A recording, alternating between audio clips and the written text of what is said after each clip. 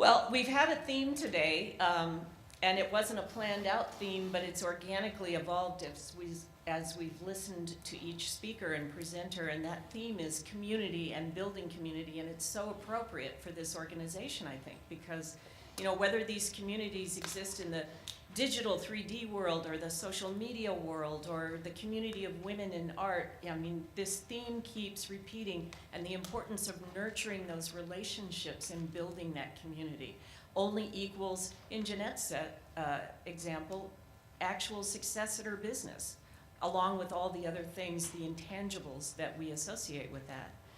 And so the next community that we're going to explore, a community that a lot of us are members of, is that community of women who came to art after doing other things. For a lot of us, art was not our first option. Even though perhaps it was our plan A in our heart, we had to go with plan B for the realities of living and paying bills and mortgages and raising kids and all those other things. But one thing I've noticed about most of the women who are artists who've had other careers is they tend to have an amazing skill set. And you know, what does it take to transfer some of those skills, and what's useful, and what do you have to let go of? And so we're going to spend some time as we wrap up our symposium today talking to an amazing community of women who have created very successful careers in the art world. So who wants to be here right now? Raise your hand. If you're Darcie Peet, wave at us, Darcie, down there on the end. This isn't not an unusual thing for Darcie and her husband to be off adventuring, and of course when you've seen her art, you realize that this is very much the inspiration for what she does. She says she's always drawn and painted. She got her BA in fine art at Colorado College in Colorado, and she has a master's in interior design, which she credits a lot of her success to those solid design principles and elements that she learned during that process. She's studied with a number of notable artists, and if you, I know most of you know her work, and her list of awards is too numerous to mention. But before all this, Darcie, before she was in the studio doing this thing that she loves doing so much, she spent years and years in the advertising, the corporate, as a corporate ad manager and graphic design person.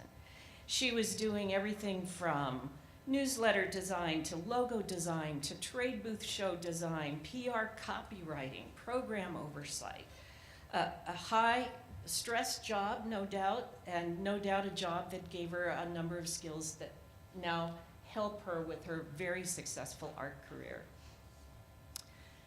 All right. Our next artist was a professional golfer at age 15. Georgene McGonagle has an amazing story to tell, and she's up here today celebrating turning 80 by becoming a signature member of American Women Artists.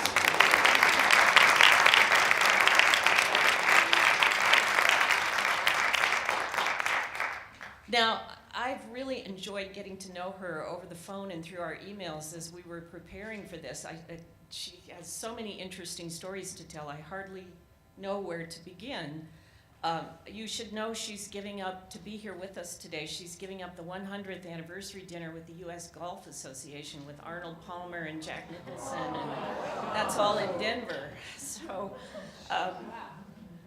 yeah, but there's more to this woman, because how many of you of artists can say you've thrown out the first pitch at a major league ball game?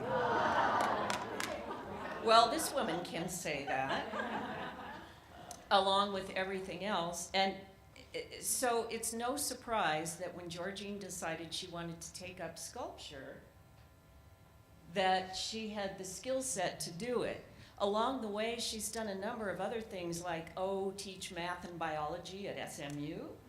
And I know, it's Wonder Woman sitting right here. So we welcome Georgene. Next, I would like to introduce Sandra Corpora. Wave at us, Sandra. And she comes to us. We're going to travel travel back in time. And there's a picture of Sandra bossing men around in her job because she was the creative director of Rodale Press back in Philadelphia, right? Is it Philly? No, north of Philadelphia. North of Philadelphia, okay. And she comes out to us, joins us today from the East Coast, where she supervised an in-house ad agency of 50 people. They won all kinds of awards for their work, and she was frequently a speaker at industry conferences. But she says the creative management wasn't really what she wanted to do, and she finally got to a place where she could leave that business behind and embrace her art full time. And you, I'm sure, saw this stunning portrait. This is your husband, isn't it? Yes, that she did of her husband that's in our show right now at Bonner David. So just a tremendous transition, and almost, you know, without blinking, she's on her feet and running after running that agency of 50. Our next speaker flew the friendly skies for a while.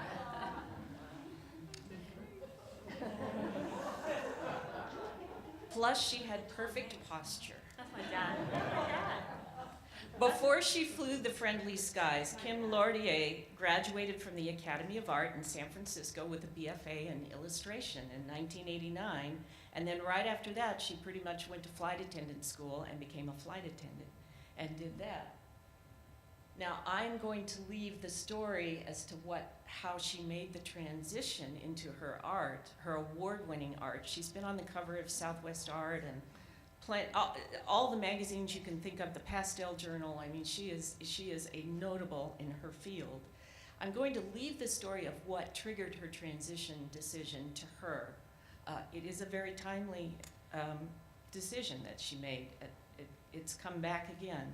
And what spurred her to embrace art and everything art stands for. It's an inspiring story. And last but not least is Robin Knowlton, our moderator for the panel. She'll keep the discussion running. And Robin and I have had so much fun getting to know each other because our paths have crossed in very fun ways. So here's a fuzzy picture from Berkeley. Now, if you've heard of Chez Panisse and Alice Waters, you know that she revolutionized the food world, the restaurant world as we know it.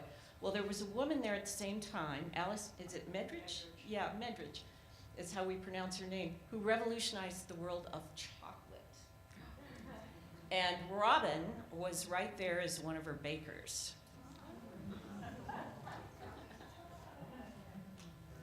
Then Robin decided to go in a slightly different direction. And if you know San Francisco, here's Robin over on the far right of the San Francisco Mime Troupe's picture. And if you know the Mime Troupe, that's actually funny.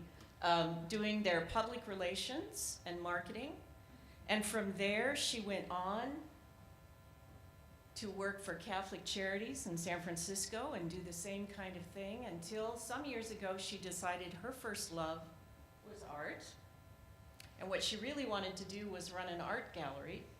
And she ran one of the absolute best galleries in the country, and you can see her stable of artists. These are just some of the artists she represented. I'm sure you'll recognize some of those folks.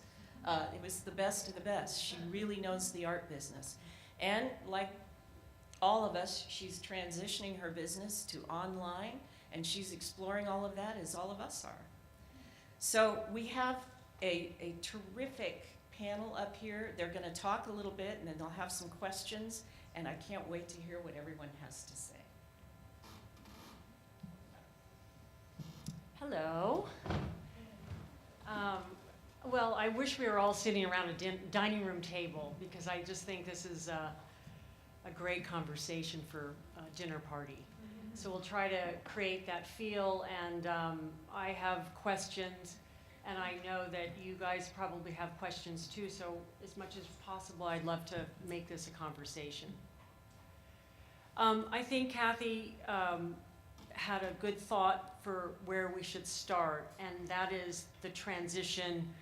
What triggered the transition from the career that you had before you entered the art world.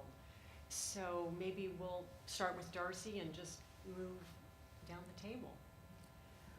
I don't know if I can say there was a trigger between non-art and today. Ever since I was a child, I've drawn and painted. I was fortunate to have teachers throughout grade school, junior high, and high school that offered the opportunity for advanced art classes, Saturday morning drawing classes at Carnegie Tech, continued art in college, but my parents always expected me, when I finished with college, I was to make my own way, my own living, and I wasn't sure that could be as a fine artist.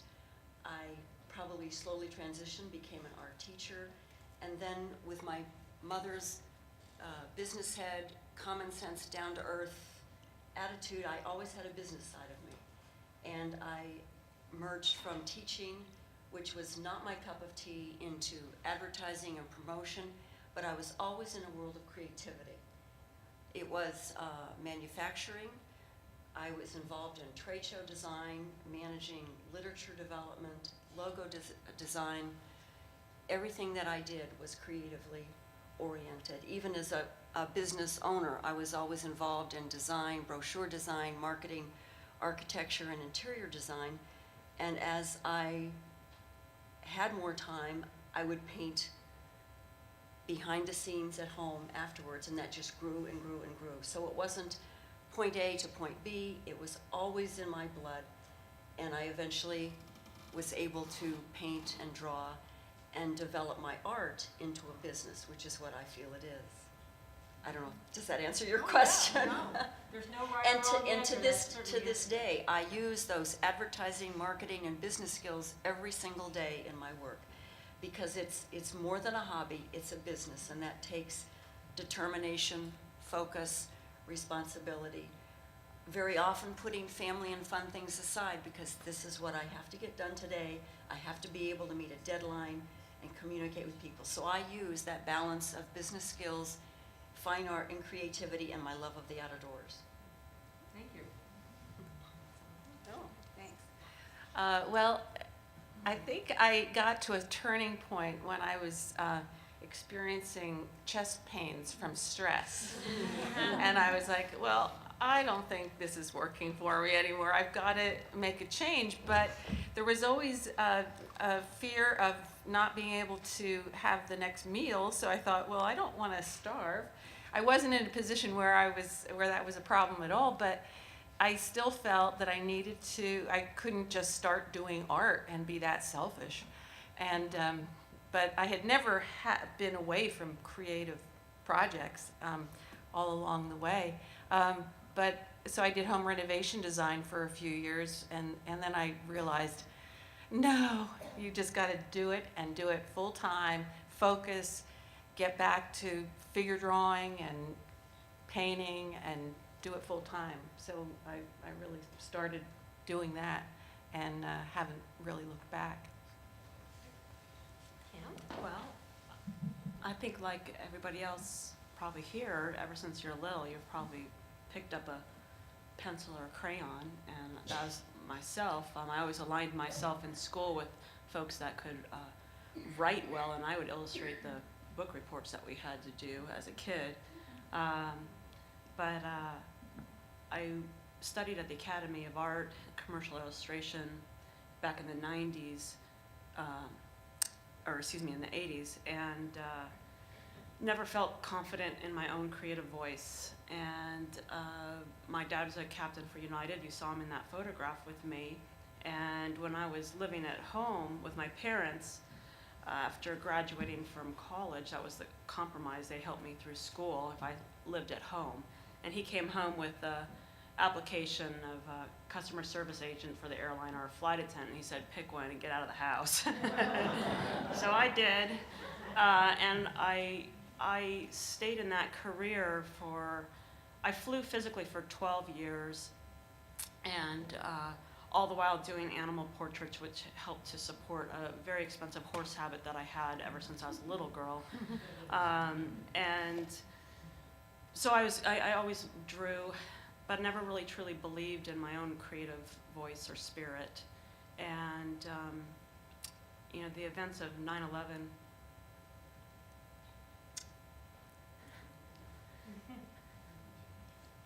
yesterday was hard.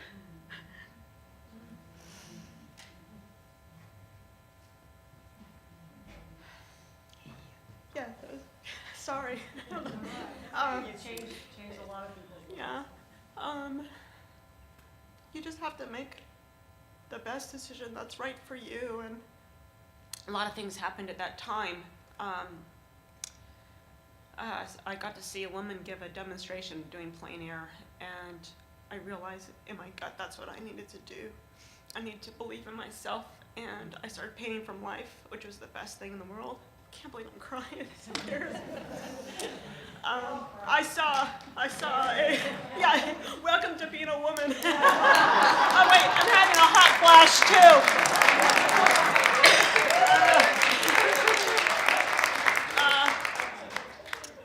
Saw a woman give a plein air demonstration, realized I needed to really truly work from life because I knew in my heart that's what I had to do.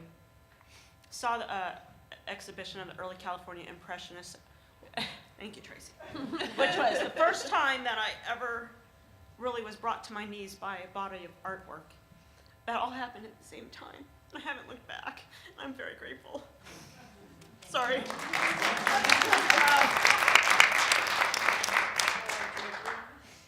Well, nothing in my past has particularly been devoted to art at all.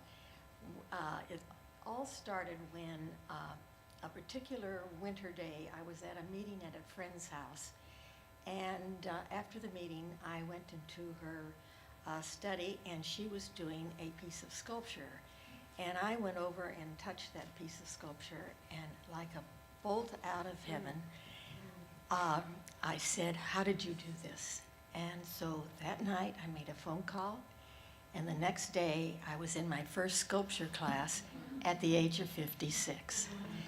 And so looking forward, I really did not see a connection between my past experiences and sculpting.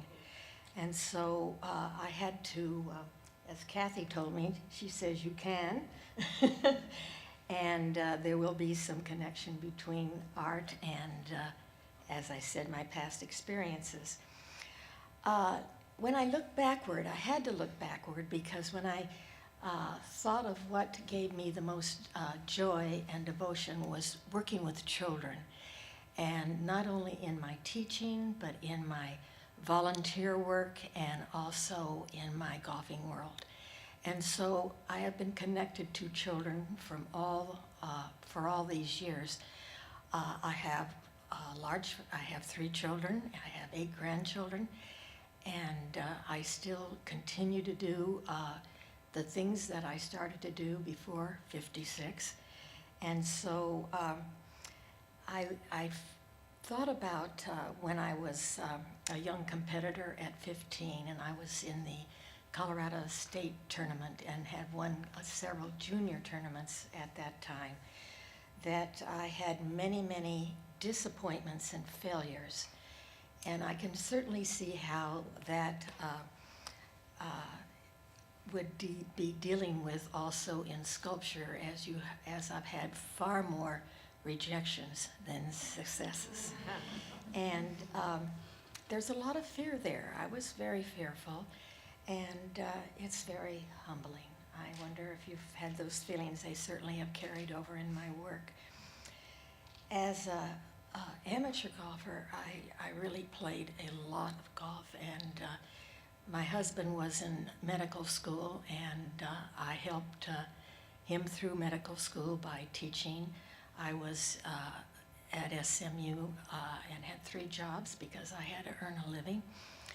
And so I did a lot of tutoring, and I did a lot of grading papers and assembling different pieces of sculpture, bones into comparative anatomy.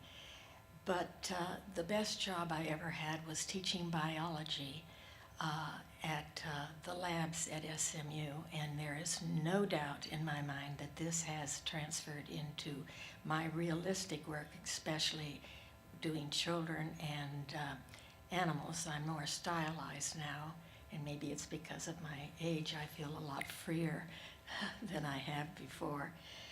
But I have had a lot of golf experiences. I've won an awful lot of nice things, such as 4 years of the Baltimore City Championship, and until we had to move, and I had worked with the Ladies Professional Golf Association, as well as the Colorado Women's Golf Association. Can I go on? I'm going to jump in here. 'Cause Okay. I'm going to throw out some questions, and you're already jumping ahead and answering things. Okay. Thank you. Wow, what interesting lives all these women's had. I would like to just take a few minutes to tell you about my life, because I come from the gallery perspective, and people always say, how did, you run the gallery forever. As Kathy has shown you, I also have an unusual past in that I started out in the food business, and that's how I put myself through college, and then that became my job, and I did that for over 10 years. I worked in public relations. I was a certified massage therapist, a beekeeper. I mean, I've had so many unusual careers. But I worked in marketing and public relations for nonprofits, and that's what I had done for probably the 10 years prior to running the gallery. I have always collected art. My parents always collected art, so I've always been interested in art. I've taken a lot of art. I went to UC Davis at the time that Wayne Thiebaud and Arneson and all these famous artists were there, and I took a lot of their classes. And always in the back of my mind, I knew that I was going to run a gallery, that was coming someday in the future. I worked for a health nonprofit, and it lost all of its government funding, and so the staff was laid off, and I was in a transition period. I was 50 years old, and my husband said to me, "You've always wanted to run a gallery, so this is the time to do it." And I live in Lodi, California, Central California, which is a rural farm town. And I had a son of I have one child who was in high school, and I didn't want to commute because I knew I had 4 more years with him and he was going to be gone. So I decided I would open this gallery in Lodi, California, and people just thought I was absolutely out of my mind. You're not near any art center, blah, blah, blah. And my belief was that if I could convince good artists to join me, that the collectors would follow, and that is indeed what happened. And it was an amazing 10 years, and I feel very, very privileged to have met so many wonderful artists. Every day that I worked in the gallery was a joyful day. I love going to work every day, so it's wonderful to be able to share this panel with these artists. Okay, so I have a lot of questions.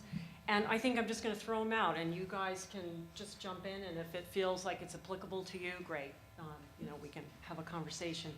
So one of the things I wanted to know was if your second act was a deferred first act, in that did you want to be an artist, but you couldn't, for whatever circumstance, you couldn't afford to? Anyone? Well, definitely was. Graduating with a fine art painting degree, it was one of the only times I defied my father. He said, "Well, you sign up for art education so you have something you can do." And when I went to sign up for classes, I said, "No, I want to be a painting major." So then I graduate, and then, well, what do you do? So I did teach for a year and a half, like interim certificate. And this isn't really what I want, and got into various design jobs, but I always wanted to paint, and coming back at it years later, I was so much smarter about it, and I had so much more of a sophisticated taste level that I could bring to it at that point. So, I think in the end, maybe what I'm doing now is benefited from that.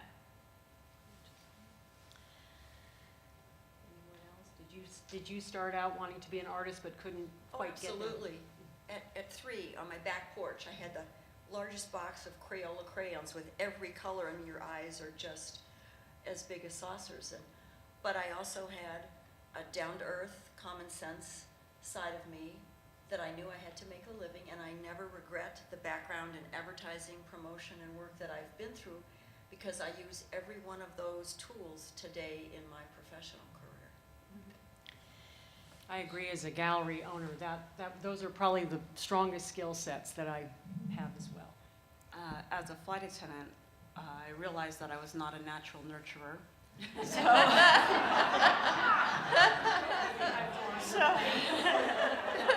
So I would run through the aisle and get the service done and go find the closest open window and seat to look out at the beautiful display of our Earth that we have below us. And some of my most memorable times flying was not with people, but was getting up into the cockpit, doing an all-nighter. And as you're traveling over the northern part of North America, and the entire landscape is nothing but enveloped in clouds and a lightning display that you just see the light bouncing and the northern lights going on, and it's just starting, the crest of morning is just starting to peak on the horizon. I mean, that's some of the most amazing times of my life.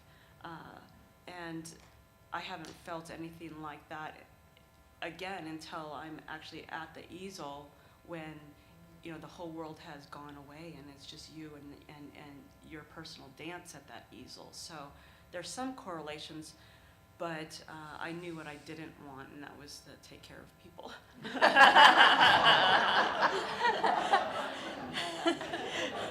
This leaves me on a spot because until I was 56, honestly, I did not have any inkling about going into art.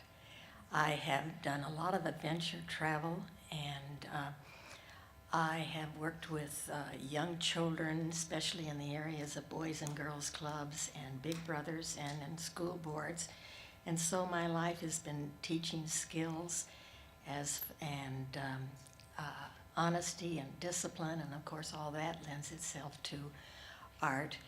And but the main tool in working with children is the empathy and the compassion that you have. And so I hope that does show a little bit in my work. When I was working on school boards, of course, it gave me some marketing and public relations, because that's what you are doing on these boards. I'm sad to say this tool has not passed over to my sculpting as well as I wish it had, but with Instagram it certainly will. So. And I think, Georgene, you've answered this for yourself, but I'm curious, once you guys decided to do your transition, was it cold turkey? I mean, did you just say, I'm doing this and I'm quitting my job and I'm going to start the next week, or did you have a gradual period that you worked into that? I'll go ahead and, after 9/11, the airlines offered a volunteer furlough program. And at that time, I had been just dabbling and doing landscapes and just started to paint from life. And I had the opportunity to have a tremendous safety net in terms of not flying, but having my medical benefits and not to fear losing my seniority if I chose to go back. So I had a tremendous safety net in that. So it was I would say it was easy. It wasn't easy to make the decision to not have that additional income, but with those things there, it made it a safer bet to gamble on. Yeah, when I left Rodale, I did have some jobs helping people design things, because we had done so many renovations that my contractor said, hey, I have people, can you do plans for them? So that's kind of how that started. I ended up designing and building our house, which included a really nice studio, and that was a great spot to have other artists over. So I really got involved with a really wonderful art community at that time, and had painting sessions for models, ran a figure drawing group, and got involved with the local art club and ran that. And that was a selfish thing because I was program chairman. I could invite artists that I really wanted to see demo. So I was like, but you just try to pull everything together, and you're absorbing and getting back into it, and you just want to spend every moment learning, and that's what I was doing right after. I would say it was very gradual as the time would allow, getting back from the corporate world at the end of the day, painting and drawing. But my daily work always involved creative elements, because I was always dealing in elements of line, form, texture, with everything that I did. But to then translate it to canvas, where I was working now very much full-time, it was very gradual over the years until the recent last 20 years. I'm curious if any of you had mentors when you started out. And if you did have a mentor, I don't know if you want to mention that person's name, but what did that, if you did have a mentor, what did that person bring to you that, kept you going or gave you courage? Well, I realized that I was on a learning curve, and I took workshops from people. I saw William Scott Jennings won the Arts for the Parks, so I went to Vail and took a workshop from him, and did the same with a number of people to learn all I could. So I think studying in workshops with some really, really good people, you learn so much. That I think was the most valuable thing. I can't say that I had one or two specific individuals that I knew personally, but I certainly followed the workshop routine as you have done, and have admired historic and contemporary artists that I would constantly be perusing their work. People like Richard Schmidt, Jim Reynolds for me because of his love of the outdoors and horses, but a stunning colorist at the same time. So it was a combination of studying contemporary people, attending workshops. I did take one workshop at Scottsdale Art School where the teacher, he's now dead, Joe Abreja, I don't know if any of you remember that name. I've never had a workshop teacher who worked that hard at the act of teaching. The questions he asked from each of his students so he could then prepare the next day, so he was then addressing all the individual questions that his students were going to have. He must have been up all night the first night reading the material that we had to turn in. But he was an inspiration in his determination and his work. I did have a lot of mentors. I was in pre-med, and I was the only woman in pre-med at that time. And I don't know if you thought back, women did not go to medical school in those days, maybe 2 or 3 in a class of 80. But I became very close to my professors, and I wrote to all my professors after I graduated throughout the years until they passed away. So they were always my mentor. I did take a lot of classes when I first started, and the first one was with Jerry Balsiar and then George Lundeen, and George Lundeen says, well, now you have a little body of work, you come on, we'll go into a first show. And Rosalind Cook was another one, and oh golly, I could just go down a nice list. Sherry Sanders? Yes, I said it right. And so I did have a lot of gentlemen that gave an awful lot of time to my work and critiqued my work, and so that was very helpful. My pursuit was, I've taken a couple workshops over the years, but somebody that was pretty instrumental early on in my career is a gentleman by the name of Jean Stern, and he's the executive director of the Irvine Museum in Southern California. And not necessarily in terms of how to paint or how to do what I do, but he's been a tremendous resource in terms of if I have a question about the industry or you know, I'm an alternative, not only am I a girl, I also have an alternative medium, which when you're moving through these ranks, you're kind of, well, shouldn't I be painting in a more traditional medium of oil if you're a two-dimensional artist? And over the years, I would address that topic with Jean, and he said, you just keep doing what you're doing and you'll make your mark, Kim. And he's just been a great person to bounce ideas off of in terms of the kind of the more the business and career side of this. And somebody else that has been truly instrumental in my growth, and I have grown to feel is a great friend, is this beautiful woman right here. She set the bar extremely high in terms of you know, the way she ran her gallery and how she treated artists, and her personal aesthetic is one I, you know, feel very comfortable in sending her an image saying, hey, where am I going wrong with this? What's your feeling? And I knew I would get an honest critique back that was not self-serving in any way. And I really appreciate your being a part of my life. Thank you. It's a lot. One of the things I'm really interested in, particularly for people who've changed careers or had a number of careers, what skill sets were valuable and have translated through multiple jobs or careers. I know in running a gallery, I look back and there's two careers that were very important. One was working in the food business, and from that I learned to be highly organized and to meet deadlines, and that has served me really well in all the careers I've had.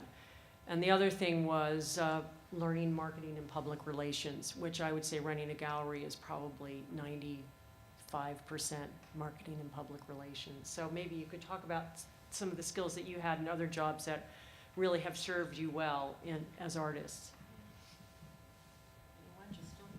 All right. Having to organize a lot of people and a lot of jobs and a big schedule at Rodale, that was always very helpful for me. I've always been kind of organized and a little bit anal about, you know, keeping everything, all my ducks in a row. So that's really helped. And I've often gotten comments from gallery owners saying, you're so professional. And I know they really appreciate it, because if you're not at the last second or like a half hour after you're supposed to be somewhere, or if you don't have things filled in, I mean, it's just so nice for them to get a professional presentation, professional work, professionally framed. All the paperwork is neat. You've got everything organized. I think being able to apply all of that to what I do, I can see it's very much appreciated. I would echo many of those sentiments. I remember applying for a scholarship in high school, and we were to talk about some of the qualities we felt important. And I was caught off guard by the question, and all I could think of answering was being organized and disciplined. And I think back to high school and the work that I've done in advertising, promotion, marketing, interior design, and architecture, and now my art business, those skills, those qualities have followed me, and I've relied on them every step of the way. Throw in the ability to problem solve, be determined, and being able to balance that with your creative work. I would think, for me, those are the qualities that have helped me forever. Well, I don't know whether I should use the word guilty or whether I should, I don't know how to say that I haven't let go of all the things that I have wanted to do. working with children, teaching, and one job I have is traveling with the Junior America's Cup. Every summer, all the states get together and they have a big tournament, whether it's in Colorado or Mexico or Hawaii or also Canada. And I don't want to give that kind of job up because I work with the children and I'm teaching them something. I'm teaching them sportsmanship and skills. And with my own children, I traveled an awful lot with Adventure Travels, and we've traveled with our children, and we put the children on our backs, and off we go. And so I've also given lectures and slideshows and videos of some of the adventure travels that we've had. I've taught languages in Hanoi, Vietnam, and as much as also students in Colorado who want to have Evans scholarships, golfing scholarships, free scholarships to college. And so I think that when you're giving lectures and organizing so many facets of your life, and of course sculpture is a very big one. And as I said, I don't know how one views me from that standpoint of not giving up an awful lot. But when I have all of that on my plate, I find that I am very organized and I have a great deal of endurance at 80. And so I still play competitive golf. And so I don't know how to say how I feel about sculpture, except that it's a wonderful love. And I do it, not always daily. Now I used to. But I still continue to do my other areas. Please don't comment to that. I know, it's so hard to come, say something after your tremendous, all the things that you've done like that. Yeah, I just learned at the airlines that I didn't like to cook, so I would end up burning the omelets in the timer oven. So my husband does the cooking in our house. So again, I really, my past job taught me what I don't need to be doing in life. I would definitely, I think the biggest thing I learned, and this started when I was in college, was, honoring deadlines, honoring the other folks that are in this business that do so much for me or for us. When you enter a show, read the frickin' prospectus. Read every word of it. Do what it asks. Please, excuse my but it just doesn't take that much more time to understand the rules, the deadlines, and if you're professional that way, I'm telling you, I've been very fortunate, blessed, to receive a great deal of editorial, been in books. My work has been featured in books and editorial, and I know these folks come back to me because I get my work done on time, and I honor their deadlines. And it's not because my work's any better than any of yours out there. I've gotten coverage because I did my homework and did it on time. And just to echo what y'all are saying, that's 90% of the battle is respecting those that are doing their job, and that in turn allows you to have greater opportunities to come your way. Is that No right or wrong. Okay, let's see. I think maybe one more, and then we'll see if there's any questions from the audience. Or I know we're getting close to the end. I think we might need to jump to audience. Jump to audience? Okay. Jeanette. I feel like there's a common theme probably amongst all of us who felt like inhibited from following our dreams, from our parents saying, like, what are you going to do if you aren't here?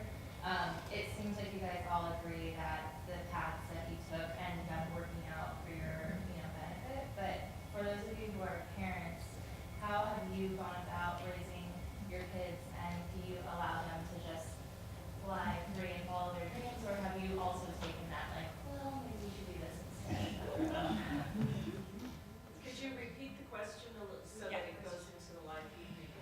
question was, the panelists here have followed their dreams, maybe sometimes a little bit deferred, but if any of us have children, are we allowing our children to follow their dreams, even if it may not be in the direction we want them to go in? Is that the gist of your question?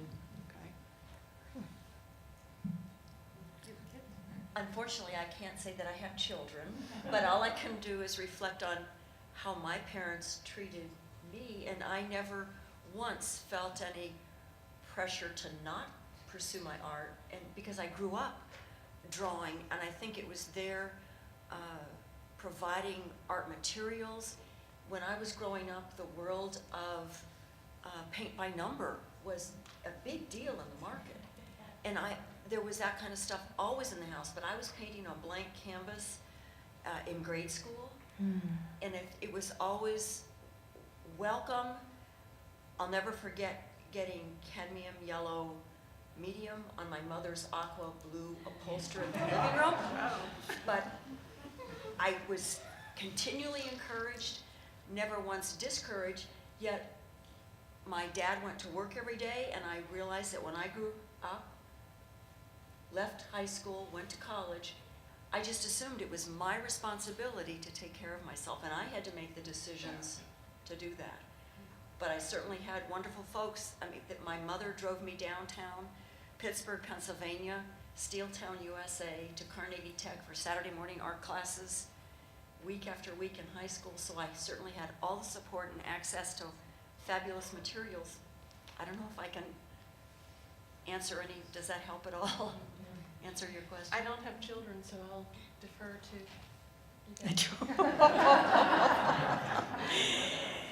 You know, my children have always been with me. If I worked at the Boys and Girls Club, they were down at the Boys and Girls Club. If I was playing golf, some of them caddied for me. I've traveled one-on-one with my children. That's a great experience. You get to know them very well by doing that. In teaching, they saw that sportsmanship and honesty and discipline was a very good thing. And no, my 3 children did not go into my particular fields. They all loved to travel, of course, because they didn't have a choice. But I have to say that they all had some creative ability as far as singing and dancing, being in plays. I was at every soccer game. I was at every lacrosse game. So my children were always with me, and still are. I see them all the time, and they're grown up. One is graduated already from law school. Another one just started medical school, and so they're on their paths. They're in college or out of college now. I have a 25-year-old, and he's challenged my husband and I because he certainly has gone his own way, and as a parent, he dropped out of college, and he's a surfer, and very savvy in the new economy, and he is very independent, and my husband and I had to really let a lot go. Just say this, you're living your life, and he was very clear about that. And since I've stopped haranguing him about college and all these things, now we have a terrific relationship. But there is a period, I have to say, as a parent, particularly when your child is between 18 and about 22, where you really want to try to get them down that path, because you see what the value of certain things are, college education, maybe a traditional job. But the world has changed tremendously in the last 10 years, and you're such a great example of that. And I think this is going to be a very big challenge for parents to learn to let their kids follow a very unusual path. Yeah. Mine's 11 right now, and we had him later in life, and definitely has a mind of his own. His dad was hoping he was going to be a motocross star, and I was hoping he was going to be a horseback rider so I could maintain the horses in my life. But no, he's a baseball dude, and so I'm scoring his games. I knew nothing about baseball until he got into sport, and my husband coaches his teams, and we travel with him. So I think coming away from that, we talk about balance. Balance is a huge thing, and particularly from a woman's role, traditional role. If you have any kind of support system, whether it's extended family, great friends, we're lucky that it can be truly a village to help raise these kids and support them. I feel very, very blessed that my husband's not willing, he accepts that I'm have a wanderlust and I have to be on the road a great deal of the time just to keep my sanity. And Ryan, my son, knows no different. So there's an element of guilt that goes along with that. But I think he's a polite young person, and I see that in his future. And he's smart, and the world is his. So we just are there to support him and where he's going. And I think he respects what his dad and I do. So. Okay. Other questions? I think we need a round of applause.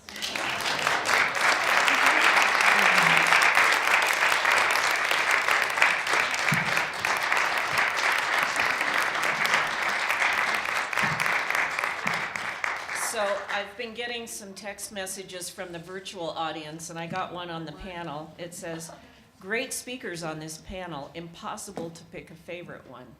Oh, that's nice. Very nice. So I would like to thank the members of our panel for sharing, that kind of deep, honest, those little moments that sometimes you don't even realize are there until you're forced to articulate them. And good questions, good feedback, a terrific audience. In about an hour or so, some people are going to be gathering on the patio over at the Hilton Garden Inn. If you want to just continue the conversation, a margarita might make it a lot more fun, or a glass of wine. You're welcome to do that, but I really want to thank everybody in here, from our crew, tech crew in the back. You guys are terrific. Scotty upstairs. Wherever Scotty is, thank you. You're up there somewhere. Kiki in the back, and your friend Chris, thank you for driving in late last night.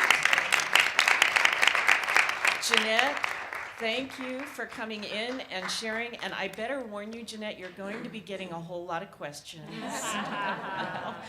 And all I can say is be patient with us. We're doing our best. Thank you so much, Donna, for everything that you've shared with us, and all of your insight and all of the heart that you put into your work. It really stands as inspiration. And Connie had to get back to work, but obviously we could have had an entire day on just the legal stuff alone. And I hope you found this helpful and interesting. Thank you, Kathy.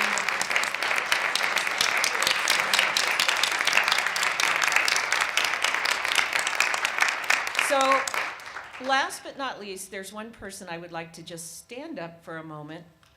Diane.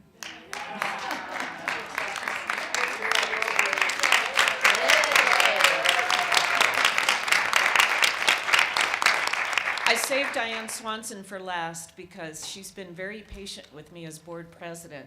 She's frantically trying to get all this 25th anniversary stuff together, and I call her and say, I have a good idea, let's do a symposium.